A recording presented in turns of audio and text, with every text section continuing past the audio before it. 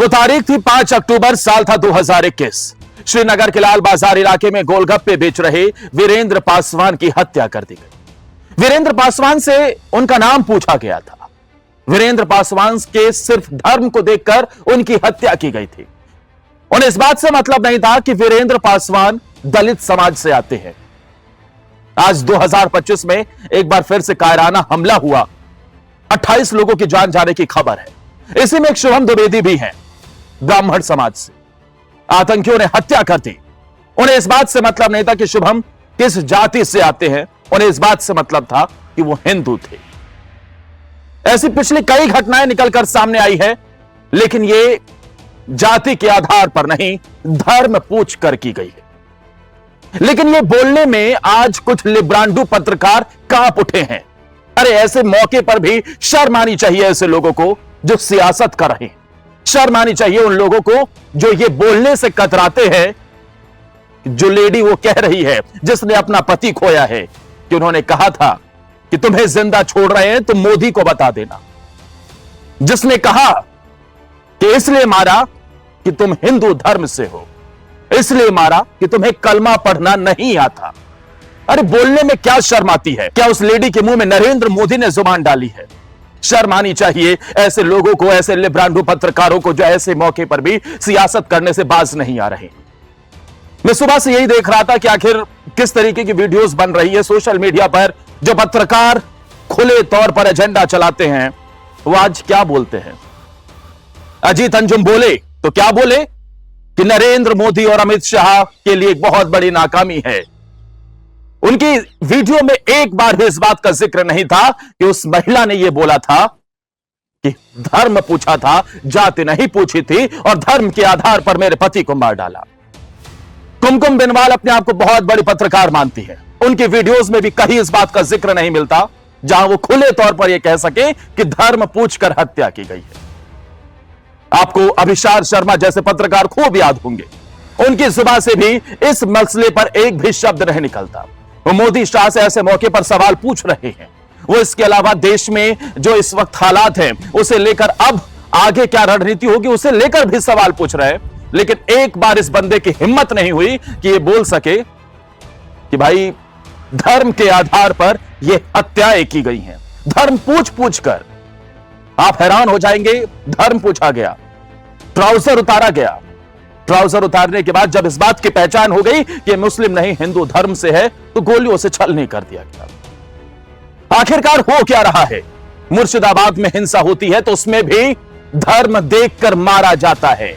बांग्लादेश में हिंदुओं की कोई गलती नहीं थी, लेकिन वहां भी धर्म देखकर मारा गया। पाकिस्तान में हिंदुओं का सफाया हो चुका है धर्म के आधार पर। और फिर लोग बोलते हैं कि देश को गलत दिशा में ले जाने की कोशिश हो रही है। फिर लोग ऐसे लिब्रांडू पत्रकार खुले तौर पर बोलने से कतराते हैं, डरते हैं।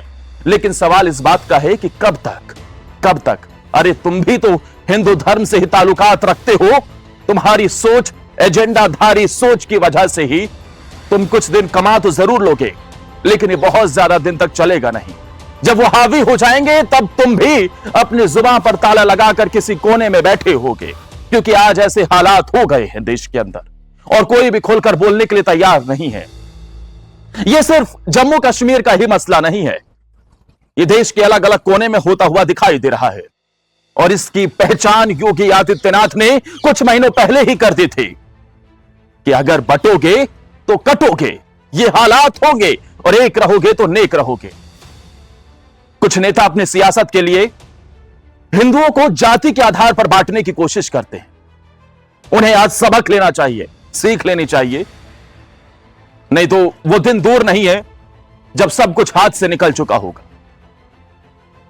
अब नरेंद्र मोदी और अमित शाह से सवाल पूछे जा रहे हैं, लेकिन जब कार्रवाई होगी तो इन्हीं की गीदड़ भभकी दिखाई देगी। पता ऐसे लोग क्या कहेंगे? पूछेंगे सबूत कहां है? वहां तो जाके पेड़ गिराया है, सेना सबूत थे।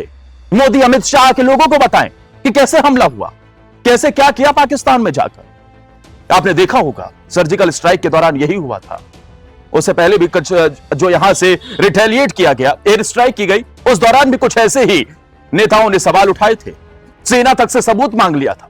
इससे बेशरम चेहरा और क्या हो सकता है? और ये हालात ऐसे ही उत्पन्न नहीं हुए हैं। आज जब जम्मू कश्मीर में धारा 370 हटने के बाद खुशहाली लौट रही है, तो इनके सीने पर सांप लौट रहे थे।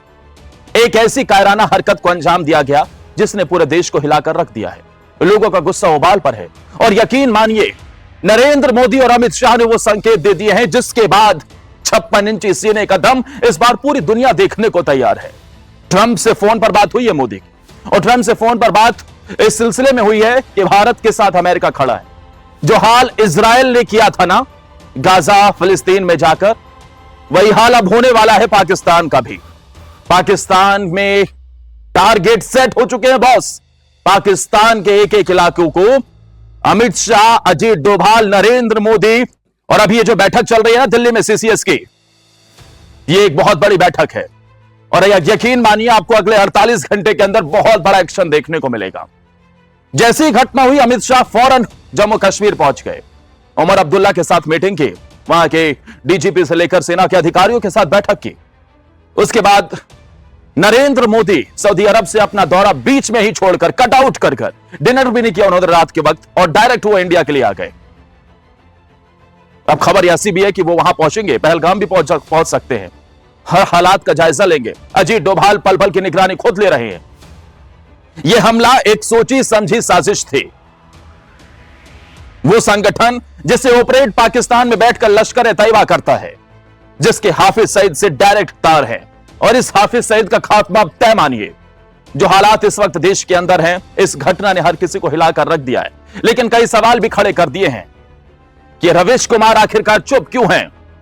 ध्रुव राठी की एक वीडियो नजर नहीं आती है। अभिषार शर्मा जैसे पत्रकार आज भी एजेंडा चला रहे हैं। जब वो पत्नी जिसने अपना पति खोया है, वो लेडी अगर ये बता रही है कि उन्होंने धर्म पूछा था और उस आधार पर मारा था, तो इसमें बोलने में फिर किस बात की शर्म है? फिर आखिर जब बोला जाता है कि मजहब नहीं सिखाता आपस में बैर रखना, अरे ये हालात कैसे बन रहे हैं? धर्म के आधार पर लोगों को मारा जा रहा है। कश्मीर के अंदर टूरिस्ट पहुंचे खुशी मनाने के लिए, तो वहां पर उनका नाम पूछकर कलमा पढ़वाने की बात हुई और सीधा मार दिया गया। उसमें जनरल भी होंगे, उसमें ओबीसी कैटेगरी के लोग भी होंगे, उसमें दलित भी होंगे, एससी एसटी के भी लोग होंगे।